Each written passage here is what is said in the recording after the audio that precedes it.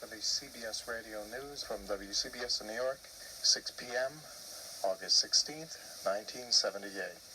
Our headline stories: President Carter tonight promising to do something about the U.S. dollar bill.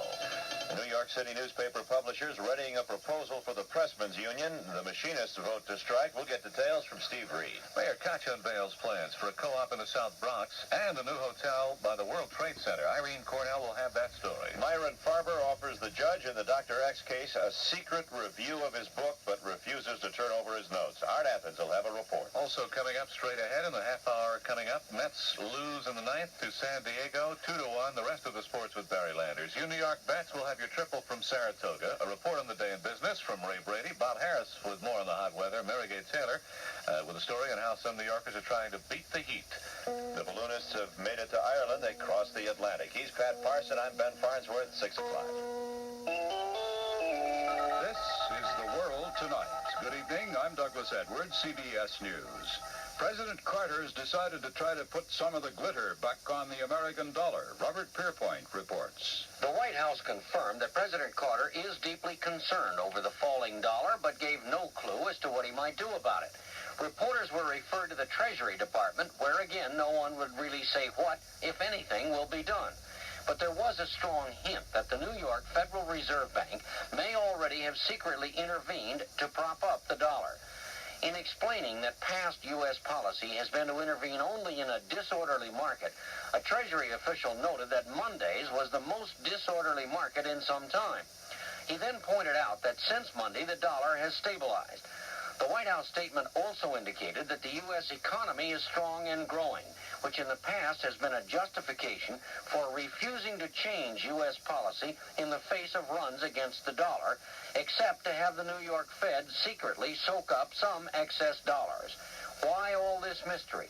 Well, Treasury experts and bankers claim that the value of money is so psychologically delicate that the public might panic if it learned of certain money manipulations by its own government. Robert Pierpoint, CBS News, at the White House.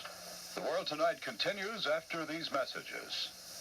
The Amana Touchmatic 2 radar range microwave oven is so completely automatic, you can set it before you go out to have dinner ready when you come home.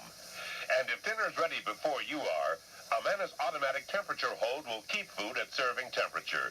It actually lets you keep a medium rare roast at serving temperature and keep it medium rare, too. Automatic. That's the word for the Amana Touchmatic 2 radar range. And that's why Amana Touchmatic 2 radar range is the last word in microwave cooking.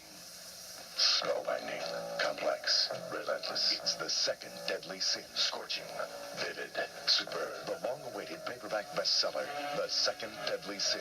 As devilish and absorbing as the first.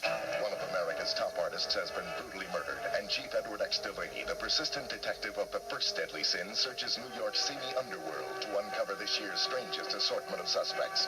Lawrence Sanders' The Second Deadly Sin, a bestseller from the moment it was published, from Berkeley Books. At the House Assassinations Committee today, testimony from the star witness, James Earl Ray. Neil Strasser was there. This is what I told the trial court and jury, that I did not shoot Martin Luther King Jr. just as I'm not telling this committee. Ray started asking for a public trial days after he confessed in 1969 to the King killing and seemed determined to make the most of the public hearing he got today. Under oath, he retold a now familiar story. After a prison escape in 1967, he met a man named Raoul in Montreal. And despite months of off-and-on association in smuggling operations, still couldn't tell much about him. I usually don't like to know anything like that. Know too much information. It's someone else's business, because that's the easy way to get killed. Ray said Raoul told him to buy the rifle found near the scene of the King killing as a sample for a gun-running scheme. He said he delivered it to Raoul in Memphis the day before the shooting and received instructions to meet him the next day at a rooming house.